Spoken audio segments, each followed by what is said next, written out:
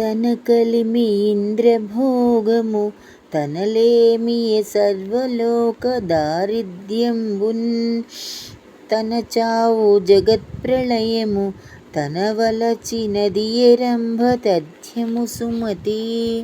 తన యొక్క ఐశ్వర్యమే దేవలోక వైభవము, తన దారిద్ర్యమే సమస్తమైన లోకములకు దారిద్ర్యము, తన చావే ప్రపంచమునకు ప్రళయము, తాను ప్రేమించినదే రంభ. ఈ విధముగా మనుజులు భావింతురు. నిజము ఇది. తన వారు లేని చోటను జనవించుక లేని చోట జగడము చోటన్ అనుమానమైన చోటును మనుజునకు నిలువదగదు మహిళో సుమతి. తనకు కావలసిన చుట్టములు లేని చోటను, తనకు చెల్లుబడి లేని తావునకును, తగులాడుకుని చోటుకును, తన్ను అవమానించే ప్రదేశమునకును మానవుడు వెళ్ళకూడదు. తములము వేయని నోరును విమ్మతులతో చెలిమి చేసి వెదబడు తెలివిన్ గమలములు లేని కొలకును హిమధాముడు లేని రాత్రి హీనము సుమతి.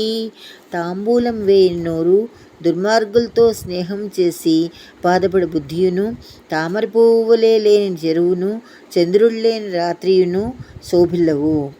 తల నుండు విషము ఫణికిని వెలయంగా దోక నుండు వృశ్చికమునకున్ దళదోకయనకయుండును కలునకు నిలువెల్ల విషము గదరా సుమతి.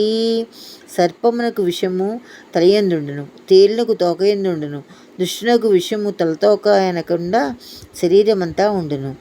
తల పొడవు ధనము బోసిన వెలయాలికి నిజము లేదు వివరింపంగా దళదడి విభాస చేసిన వెలయాలిని నమ్మరాదు వినరా సుమతి. విచారించగా నిలువెత్తు ధనమిచ్చినప్పటికీ వేశ్య నిజం పలకదు. కావున తల మీద చేయి పెట్టి ప్రమాణం చేసినప్పటికీ వేశ్యని విశ్వసింపరాదు.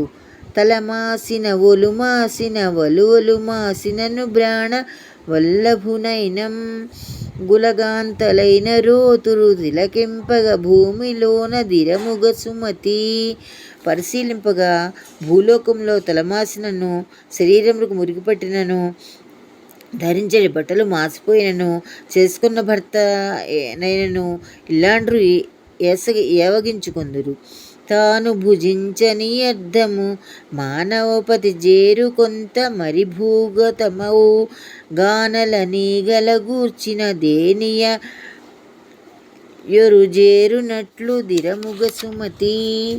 అరణ్యముందు తేనెటీగల్చే కూడబెట్టిన తేనె కడకితరులకు పాలైనట్లు లోభివాడు తాను నోరు కట్టుకొని కూడబెట్టిన ధనము కొంత ప్రభువుల పాలును, కొంత భూమి పాలు అణగిపోవును. దగ్గర కొండెము సెప్పెడు ప్రెగ్గడ పలుకులకు రాజు ప్రియుడై మరితానెగ్గు బ్రజకాచరించుట బొగ్గులకై కల్పతరువు బొడచుట సుమతి. రాజు తన మంత్రి చెప్పడి చాడీ మాటలకు లోబడి మంచి చెడ్డలు తెలుసుకుని జాలక జనులను హింసించుట, బొగ్గుల కొరకై కోరిన కోరిక రసంగడి కల్పవృక్షమునకు నరికివేసుకునుట వంటిది. ధనపతి సకుడై ఉండియు నెనయంగా శివుడు భిక్ష మెత్తగవలసెన్ ధనవారికెంత కలిగిన ధనభాగ్యమే తనకు గాక తథ్యము సుమతి. గొప్ప ధనవంతుడైన కుబేరుడు తనకు మిత్రుడై ఉన్నను శివునకు బిచ్చమెత్తవలసి వచ్చెను. కావున తాను సంపాదించుకున్న భాగ్యమే తనకు సహాయపడవలేను. కానీ తన దగ్గరున్న వారికడ ఎంత భాగ్యమునను నిష్ప్రయోజనము. ధీరులకు జేయుమేలది సారంభగు నారికేళ సలిలము భంగిన్ గారవమున మరి మీదట భూరి సుఖావహము నగును భూవిలో సుమతి. బుద్ధిమంతుడైన వారికి చేసడు మేలు కొబ్బరికాయ ఎంతలి నీరు వలె మిక్కిలి శ్రేష్టమైనదిను ప్రియమైనదిను గొప్ప సుఖమునకు స్థానమైనదిను అగును.